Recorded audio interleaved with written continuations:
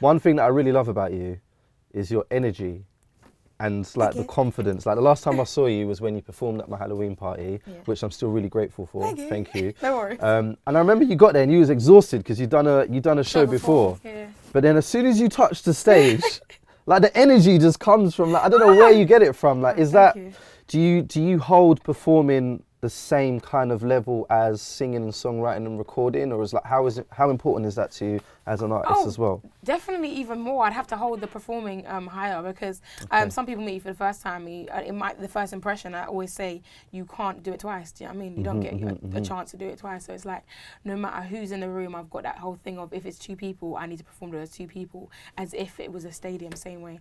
So I think definitely it's kind of like for me now, it's not gotten more easier to be performed, like less nervous or anything like that, but it's more easier for me to say, okay. I can't wait for tonight when I put this on you. Oh baby. So, but it's good to know that it's natural and it's organic because, like, as I say, even when you're performing, like you're on it, like you're at the front of the stage, you're looking people in their eye, and you're doing your thing and you're singing your lyrics. So that was one of the first things, and I was like, nah, she's sick, man. She's gonna go far. It was always a thing where I always had the reggae, and obviously when I went home to my mum, I had my accent on, do you know what I mean? So it was always there, but the music that I was listening to, was different. or that was popular, wasn't necessarily dancehall. However, when we went to like I had a birthday party, it would be straight dancehall music, do you know what I mean? And I used to dabble in it before when I was doing music. Like I've always been someone that played around with the R&B and the hip hop, but I always like the dancehall wasn't so intense. It was just like throw it in there because I don't know if it's that I thought I couldn't do it, like, do you know what I mean, or it wasn't a thing because I was in the UK or whatever. But I think as I went through a stage where I did a thing called Hot Shot Tuesdays to just kind of find myself as an artist and just be putting out a track every week. And from doing that, I wrote whatever I felt at the time, and like none of them, I don't think even before that was like the full-on dancehall. And then I wrote Gold, and then when I wrote that, it's like I was like, oh my gosh, this is it. Oh my gosh, this is me.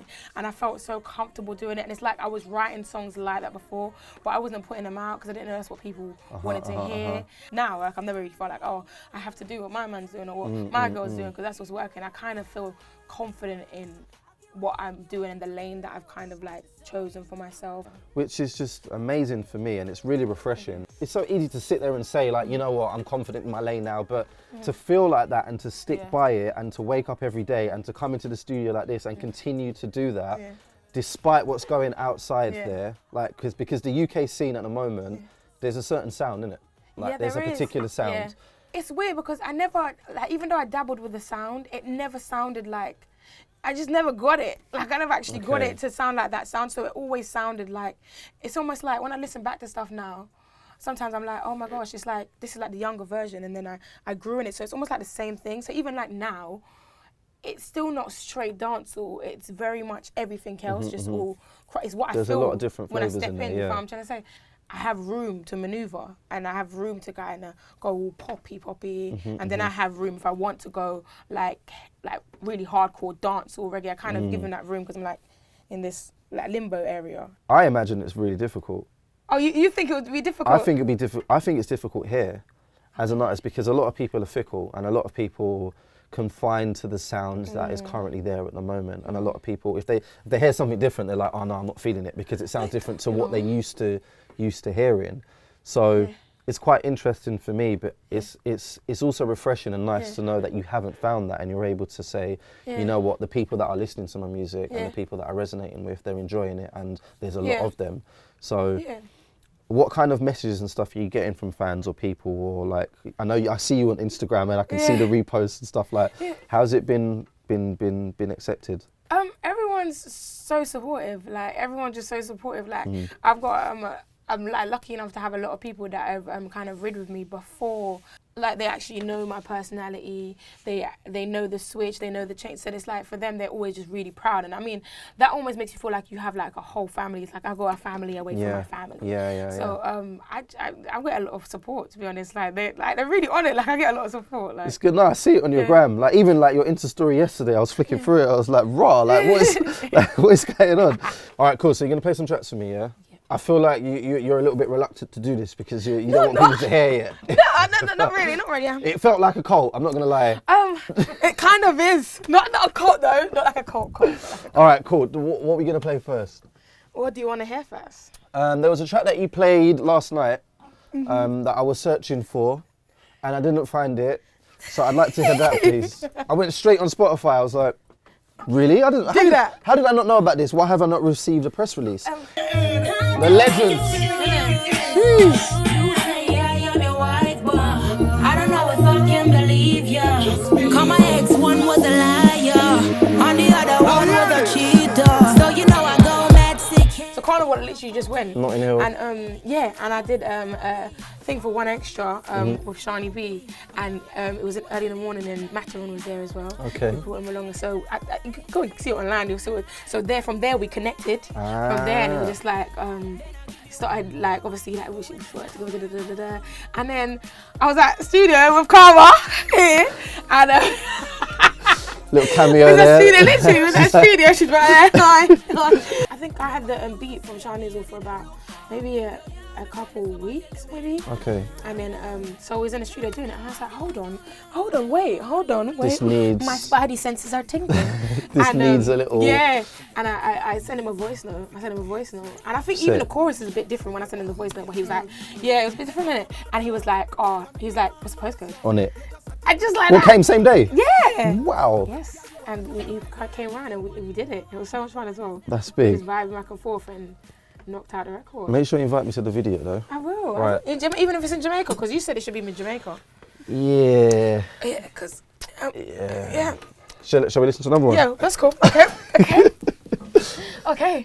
Oh, should we get a little bit of a different vibe? Don't get back into the cult, please. No, we're not in the cult. I can see what's happening here. This one's a bit different. No, even two stuff a bit different, but this one, obviously we was there. That's the last year. Yeah, we was there.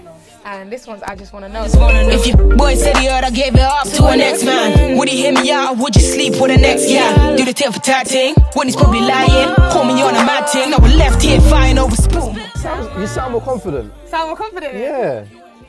Would you? The tune, kind of the style, isn't it? Like, kind of have to be. But I mean, in terms of like the rapping and the delivery now, it sounds like it's already come along from like the stuff that's already out. So True. yeah, What do you it's mean, like 100%. Not that it was bad before, but I mean, like you can just tell like you're delivering it like it's some real shit. like it's some real shit. So for me, the EP is much bigger than just the music for me. Like I definitely I want them to like really see growth in it and want it to like kind of represent where I'm coming from.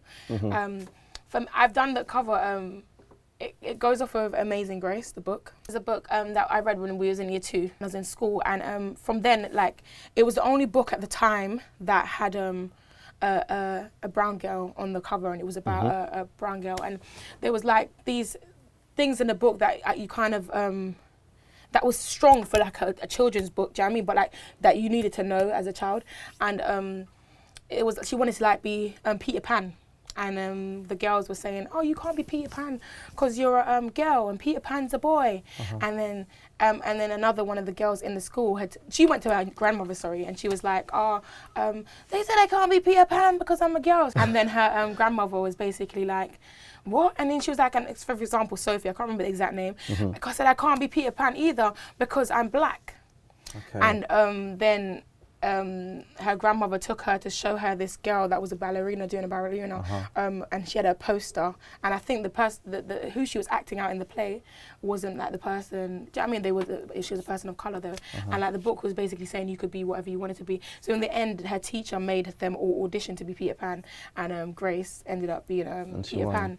And for me, why I went off of that cover for the EP, it was like, there was so much, I felt like growing up, all the odds were against me. There was so much stuff that happened in my life. And there was so much, like, it was, even though we've spoken about it and I've said, he was like, was there anything else other than music?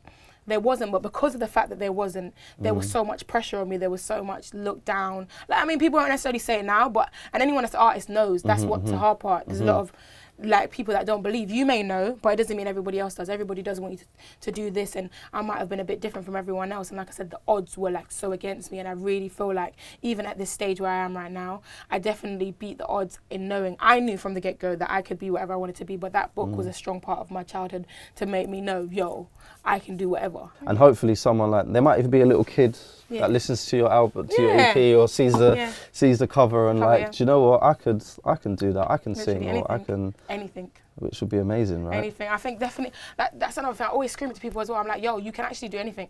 Sometimes it's not about talent either. Like, obviously talent's a big deal. It's great. Yeah, you're an amazing artist, you're amazing this. But you don't have to be that, you just have to have that belief. You're going to get better, and whatever you do, Eva, I said to my regiment the other day, I said, yo, if I'm going to be a janitor, I'm going to be the best janitor ever. Like, anything I'm going to be, yo, if I'm window cleaner, I'm going to be the best window cleaner. The sickest window cleaner you've ever seen, do you know what I mean? So whatever it is you do, just be the best you can be at doing it, do you know what I mean? I'm so confident in my faith that I don't feel no way at all, like I don't feel no way, like it's my journey, do you know what I mean? And I feel like I'm really working for longevity, not just for it to blow up tomorrow and then like, yo, no one cares, like a couple of weeks later.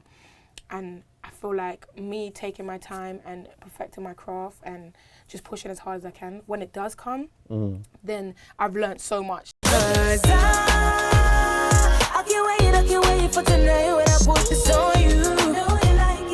Oh baby, it's not a cult, guys. I feel like you was hiding stuff from me. Like the way that you both just went around the computer and like hid for me to see, and I couldn't actually see none of the tracks. And you're like, I'm making a folder, and then you're like, oh, you're wired. I'm like, no, okay, that's all better.